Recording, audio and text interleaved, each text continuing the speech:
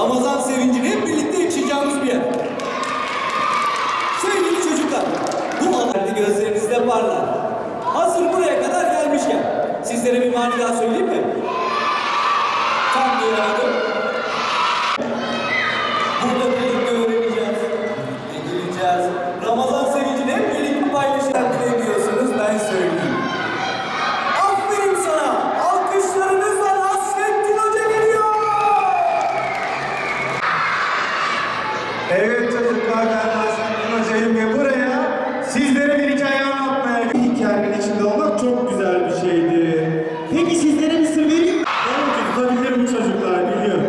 Çocuklar, Ramazan çok güzel bir hikaye gibidir. Hem de içinde sizlerinizin olduğu bir hikaye. Ama iftar ne zaman? İftarlık soframız karşı. Ramazan geldi, mutluluk geldi. Sahur vakti, huzur vakti. Ramazan.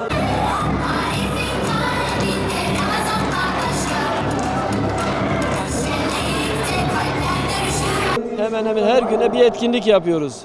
Etkinliklerimiz Ramazan ayı boyunca devam ediyor. İftarlardan tutun,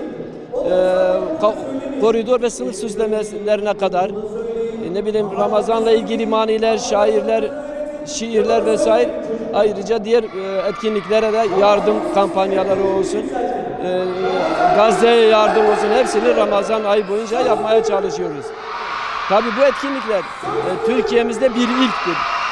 Bu sene genelgeyle tüm ilkokul, ortaokul, liselere yayıldı. Gerçekten de bu Türkiye'mizin örfüne, adetine, kültürüne, dini değerlerine daha önce aslında yapmamız gereken en uygun şeylerdir.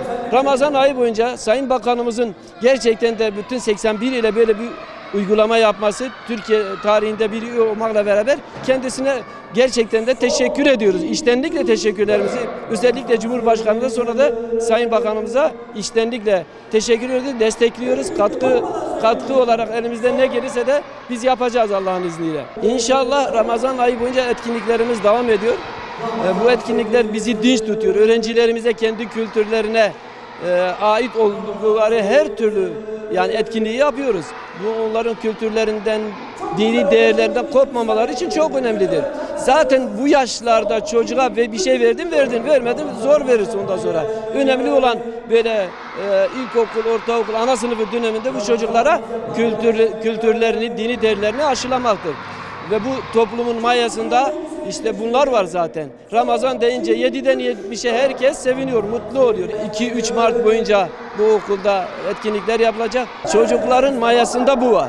Ama biz bu mayayı kendi kültürümüzle yoğurmasak, yabancı kültürlerle yoğurursak sıkıntı yaşarız. Bak çocuklarımız kendi mayalarına, kendi genlerine nasıl da sahip çıkıyorlar. Hep beraber yani böyle içtenlikle, sevgiyle. Çünkü her evde Ramazan var. Tüm Müslüman evlerinde Ramazan. Ve bu Ramazan çocuklarımızın genetiğine işlemiş. Sevmeme mümkün müdür? Bu bizim öz değerlerimizdir. Bu toplumu ayakta tutan değerlerdir.